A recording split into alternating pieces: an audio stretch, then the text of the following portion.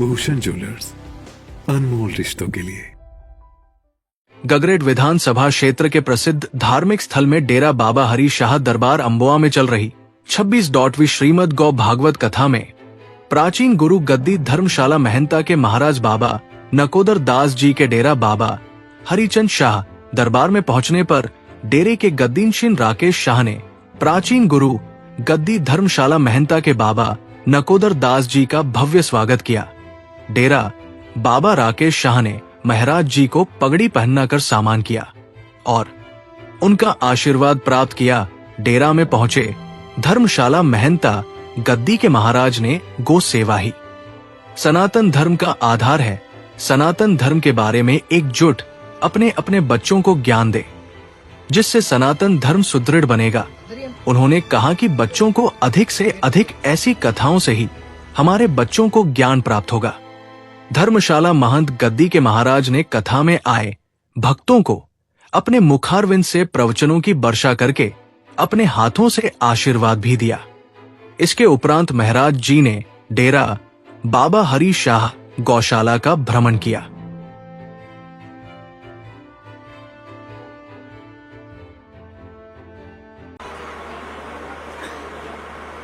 भागवत महापुराण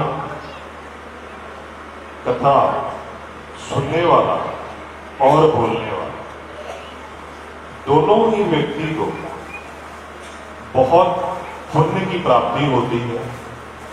ना सिर्फ उसके पाप कट जाते हैं, बल्कि कई प्रकार के दुख और हमारे कई संकट भी इस कथा के श्रवण मात्र से ही दूर हो जाते हैं। हमारा जीवन जो है अगर देखा जाए तो हम उसको वर्षों में गिनते हैं कि हम इतने साल जी लिए, हम पैदा हुए, उसके बाद इतने साल जी लिए और उसके बाद हम मृत्यु को प्राप्त हुए। पर अगर कथा के अनुसार चले तो जीवन आपका 7 दिन ही है, 8वां दिन नहीं होता।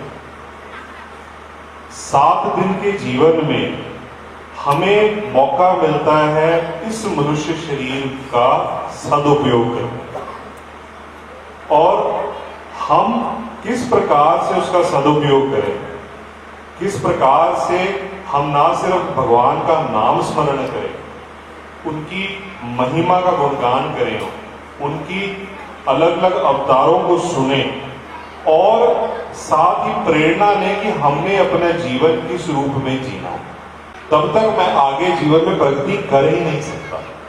जो भी आपको अच्छा मिल रहा है वो आपके अच्छे कर्मों का नतीजा है, और जब तक हम उस कर्म को वृद्धि नहीं करते तो आगे भी हमें वैसा सुख नहीं मिलेगा।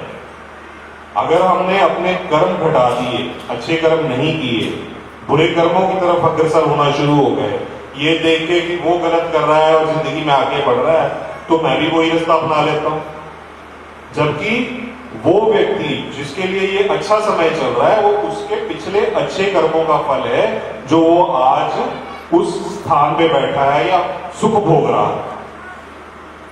और अगर हम निरंतर अपने कर्मों का सुधार नहीं करते तो जीवन 7 दिन बाद खत्म हो जाएगा, उसके बाद हमें 8वां दिन नहीं मिलेगा सुधार करने का।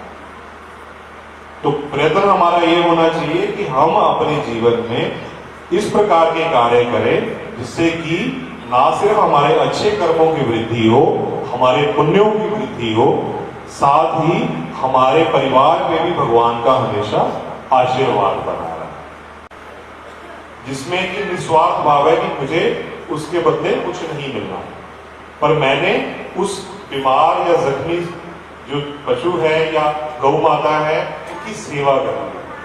तो कई गुना पुण्य की प्राप्ति इस रूप में भी आपको होती है। तो जब भी आप यहाँ पे भी आते हैं तो जरूर कोशिश कीजिए, वो तो कर ही रहे हैं कि जो आप भी कर सके। ये नहीं कि जरूर है कि आपने दान या पैसे के रूप में ही करना है, आप अन्यथा भी जो है गौ की सेवा यहाँ कर सकते हैं। आज बड़ी अच्छी गीता प्रेस की पुस्तकें मिल जाती हैं, वो बैठ के खुद भी पढ़िए, बच्चों को भी जरूर पढ़ाइए और साथ ही साथ उनको उसका अर्थ भी समझाइए कि इसमें कहा क्या गया है, ताकि वो खाली एक पुस्तक बन के ना रह जाए। बच्चे को ये संस्कार जरूर मिले कि मैं जिनकी आराधना कर रहा हूं या मैं जिनको मान रहा हूं तो मैं उनको क्यों मान रहा हूं, उनका महात्म क्या है। तो ये भी अपने बच्चों में संस्कार जरूर डालिए ताकि कल को यही संस्कार वो आगे परिवार में कंटिन्यू कर सके। और इसी प्रकार जो है परिवार में भी जो भगवान का आशीर्वाद बना रहे।